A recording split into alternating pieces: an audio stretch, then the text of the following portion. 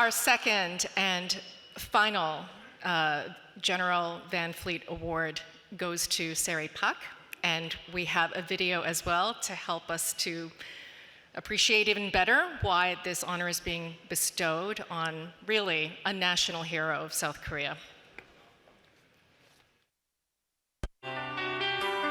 Seri Pak came to the United States in 1998 and at the time was the only Korean player on the LPGA Tour. As a rookie, she won 2 major championships, including the U.S. Women's Open. These victories not only jump-started a Hall of Fame career, but also revolutionized women's golf. Her instant victories. And it wasn't just Korea that was taking notice. She was a huge star. Back to the top. Of course, I'm definitely. This is what I'm looking for. I mean, I gotta I think 3, 4, 5 years being a little slow down, but now about no more. I have such a great memory of U.S. Open. One of those probably the best memories is the U.S. Open playoff. Shot I showing it, people just change their mind, impossible to possible, and giving a lot of people a lot of positive thinking. And there it is! Seri Pak now has the distinction of being the youngest Women's Open champion ever. Ms. Seri Pak.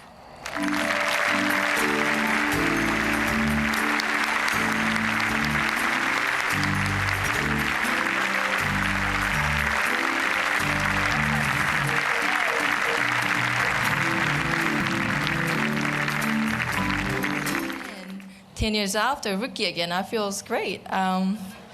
Everybody's saying to me that you're youngest member of the Hall of Fame, but I don't know why they say that, but I know why. I am the youngest. I was very excited about it because right now, lately in the LPGA, they makes me look old. So that would feel really, really, so many great number of players, especially guy in the PGA too. And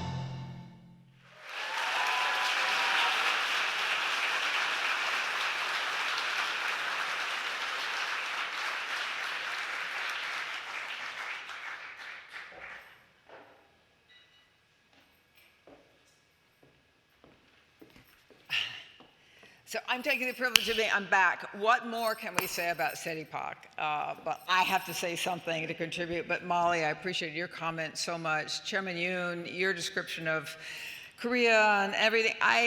So I want to say something too. Minister Kang, many of you remember where you were when Seri Pak hit the shot in 1998. I want to take you back even a little bit earlier and give you a little context. That's what former diplomats do. I mentioned earlier, I was in Korea as Chairman Yoon was starting his career in the 1970s as a Peace Corps volunteer. I was back there in the 1980s as a young diplomat, and I served in Seoul, and I served in Korea, in Busan, from 1987 to 1989, and that was when shoes were being made in Korea, exported, a lot was going on. I was the U.S. consul in Busan, was the only woman ever to serve in that position. And I got invited for golf all the time. The problem was I didn't golf. But I felt I had to go as a part of my job, so I would go to these golf courses in Korea, around Busan, in the area. And what I discovered was, one, I'm a really bad golfer, but two, there were no women on the golf course except caddies. There wasn't even a women's changing room. Women did not play golf in Korea. And I'm not saying this to talk about me, I'm saying to say, this was when Seri Pak was a young girl growing up in Chungcheonnam-do. She wasn't at a country club somewhere. She wasn't getting fancy golf lessons somewhere. So what a story, but it's a story of Korea. It's a story of Korea.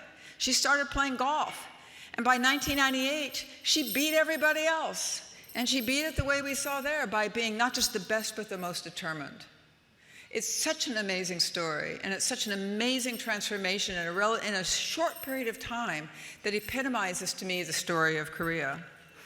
So, yeah, I remember golfing in Korea with all those men, and it was great. And the caddies, the women, were really smart. They told me where to try to shoot, hit the ball.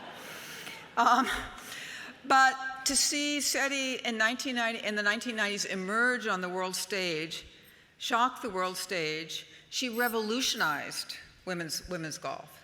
She revolutionized women's sports and golf, not just in Korea, but in the world. And don't rely on me, a non-golfer. Golf World, I guess it's the Bible of golf, wrote that Seri Pak changed the face of golf, not just in 1998 and beyond, more than Tiger Woods. It's true. And think about this. When she went on the LPGA Tour in 1998, she was the only South Korean player. 10 years later, she was one of 45 South Koreans on the tour, women South Korean golfers on the tour. But also remember, they didn't always have an easy time. There's another story. They didn't always, but over time, Seri and her leadership and those golfers, they changed not just the face of golf and sports in Korea, they raised the level of sport and golf and women's sports in the United States and in the world. That's what's transformative.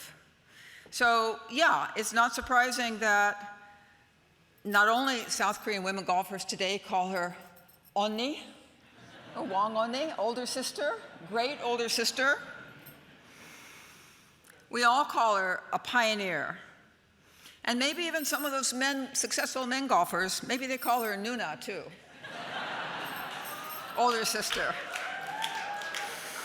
But I want to call her Seri and ask her to come up here and accept the award as the Van Fleet awardee this year.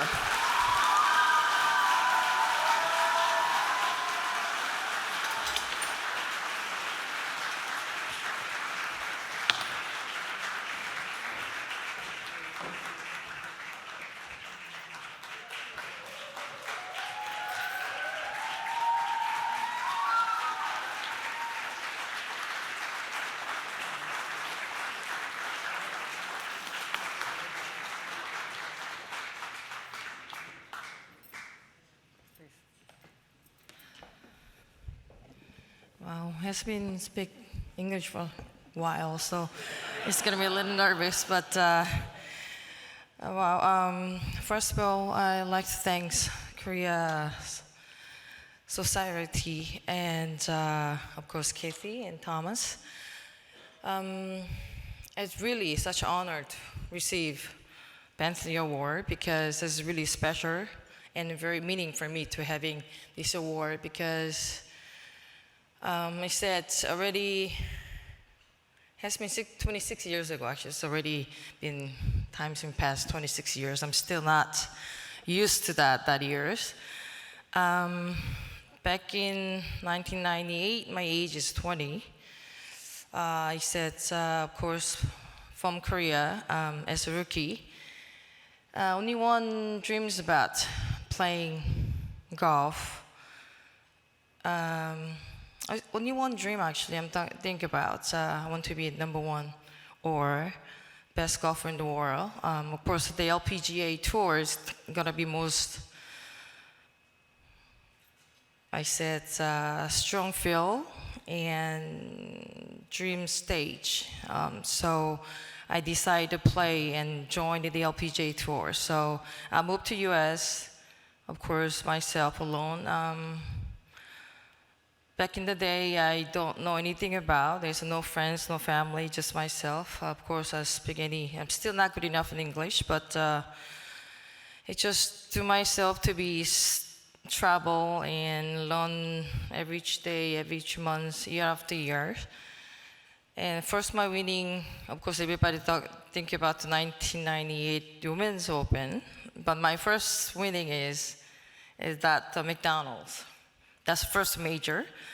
And second ring is gonna be US Open, as you know, as an hazard, and we're gonna be the 20 holes playoff. That's probably the longest playoff I ever have. I'm still the longest playoff ever have, and history still. But since that, I learned a lot. Of course, after playoff, after winning, of course, I said, I'm the one back in Korea, the Korean players. And I said, after 10 years later, about 40 players from my country, of course, I'm very happy about seeing that happen. But I never realized that the dreams. I thought the dream is my own dreams. But I realized that after year, my dream is gonna be someone's dream. Means I giving someone's hope too. So things changing. So then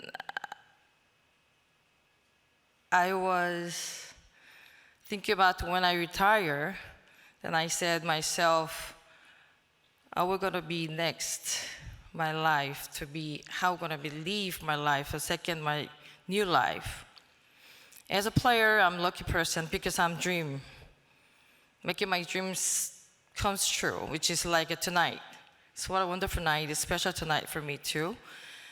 But every step doing my step-by-step my life, which is, I'm always dreaming about it. I'm trying to be, always dreams about myself to be learn. I'm trying to be more growing. I'm trying to be more better person to live. I'm trying to giving for the people, trying to help the people. So after leaving from the golf course, which is I'm retired, this is my 8 years retire. And after retire, I'm having my own company. I have my foundation.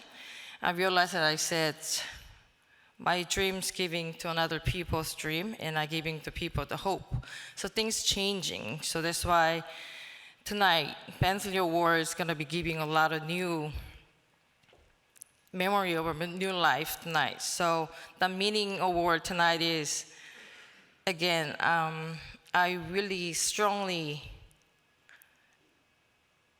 do what I'm doing is the right way to do that. So I'm going to do the way I'm doing it. I'm going to be to same as person, do better to giving to people, to the way to hope and better future, and trying to help much as I could. So once again, thank you very much having this such special gift award, and everybody have a great night. And healthy is the most important thing. So everybody healthy, and 2024 is everybody happy years. Thank you very much.